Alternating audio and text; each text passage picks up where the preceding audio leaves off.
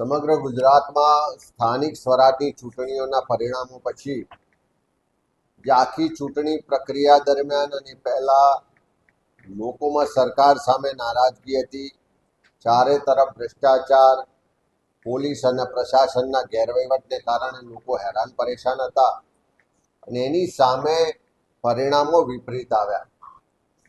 ત્યાર પછી પ્રદેશ કોંગ્રેસ સમિતિ તરફથી બધા ઝોન વાઇઝ સંગઠનના જવાબદાર હોદ્દેદારો પદાધિકારીઓ સાથે સમીક્ષા બેઠકોની શરૂઆત કરી છે.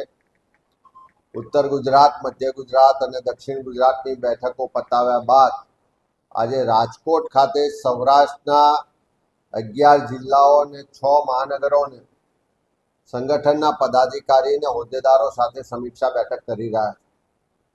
જે રીતે બધા જ ઝોનમાં એક સૂર ઉઠ્યો, એક કોમન વાત આવી છે કે લોકોમાં ખૂબ નારાજગી હતી, સરકાર સામે ખૂબ ઉગ્ર રોષ હતો, પણ જે ચૂંટણી પ્રક્રિયા પારદર્શક રીતે થવી જોઈએ, ન્યાયિક થવી જોઈએ, લોકો કોઈ પણ જાતના ભય વગર ચૂંટણી પ્રક્રિયામાં ભાગ લેવા જોઈએ, એનાથી વિપરીત પોલીસ અને પ્રશાસનનો દુરુપયોગ કરીને પહેલાં ઉમેદવારી ફોર્મ ભરતી વખતે જ પોલીસ અને પ્રશાસન દ્વારા અનેક ઉમેદવારોને ડરાવવામાં આવ્યા, દબાવવામાં આવ્યા, ધાક ધમકીઓ આપવામાં આવી.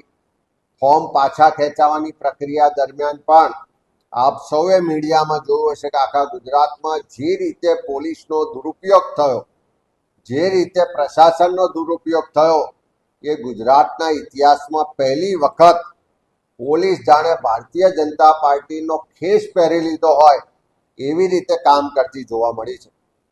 આ સમીક્ષા દરમિયાન અનેક રીતે રજૂઆતો મળે છે કે ક્યાંક પોલીસ દ્વારા, તંત્ર દ્વારા પૈસાની રેલમછેલ, બુટલેગરોને, અનેક આરોપીઓને જેલમાંથી છોડવામાં આવ્યા અને એના દ્વારા પણ મતદારોને પ્રભાવિત કરવામાં આવ્યા.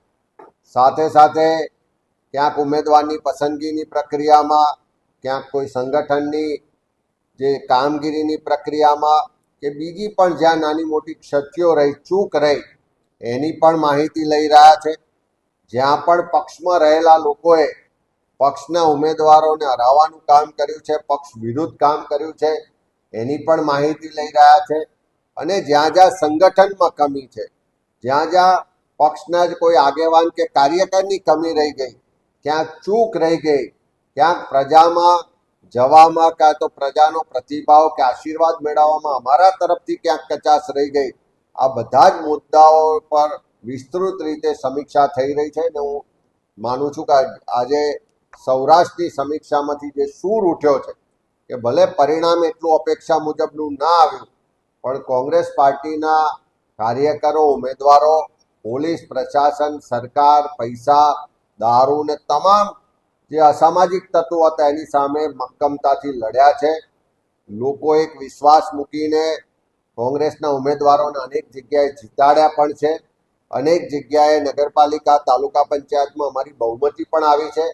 જ્યાં પણ અમને પ્રજાએ વિશ્વાસ મૂકીને જીતાડ્યા છે, બહુમતી આપી છે, ત્યાં પારદર્શક વહીવટ કરીને બતાવીશું, ભ્રષ્ટાચાર મુક્ત વહીવટ કરીને બતાવીશું અને લોકોની અપેક્ષા મુજબનો વહીવટ કરીને બતાવીશું.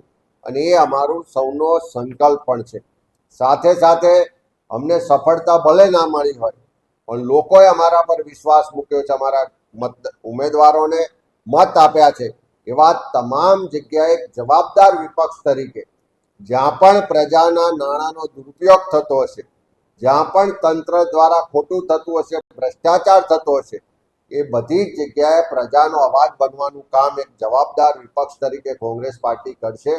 આવનારા દિવસોમાં આખા સૌરાષ્ટ્રમાં જે ખેડૂતોના પ્રશ્નો છે એના માટે મૂવમેન્ટની શરૂઆત કરવા જઈ રહ્યા છે.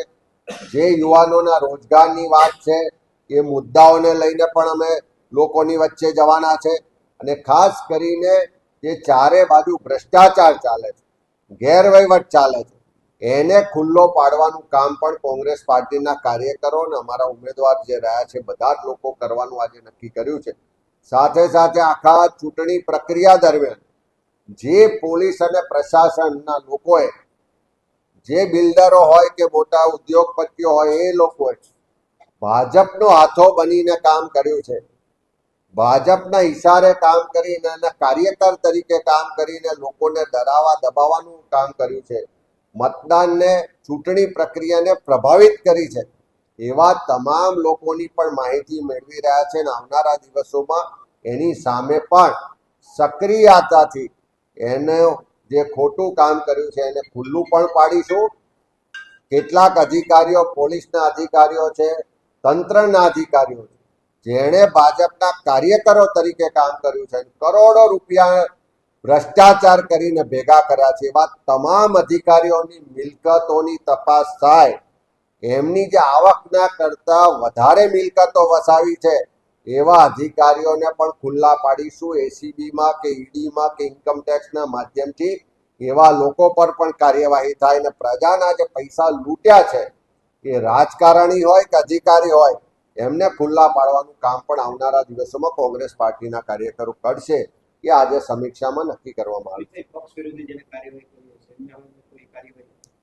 અમે આજે આ સમીક્ષા બેઠકમાં જિલ્લા કોંગ્રેસ સમિતિના પ્રમુખશ્રીઓ, તાલુકા શહેરના પ્રમુખશ્રીઓ અને પાર્ટીના પ્રભારીશ્રીઓ બધાને અહીંયા સમીક્ષા માટે બોલાવ્યા છે. એક એક તાલુકા, એક એક શહેર ને જિલ્લાની માહિતી મેળવી રહ્યા છે. જ્યાં પણ પક્ષના હોદ્દેદારોએ, કોઈ કાર્યકરોએ પાર્ટી વિરુદ્ધનું કામ કર્યું છે, ઇનડિસિપ્લિન કરી છે, એવા લોકો સામે પણ આ રિપોર્ટના આધારે ત્વરિત કાર્યવાહી કરવામાં આવશે ને પક્ષમાં શિસ્ત જળવાઈ રહે. પક્ષ માટે કમિટેડલી જે કામ કર્યું છે એવા કાર્યકરોને આવનારા દિવસોમાં પ્રમોશન મળે, પ્રોત્સાહન મળે, એમને હોદ્દેદાર તરીકેની જવાબદારી મળે એ દિશામાં પણ કામ કરી રહ્યા છે.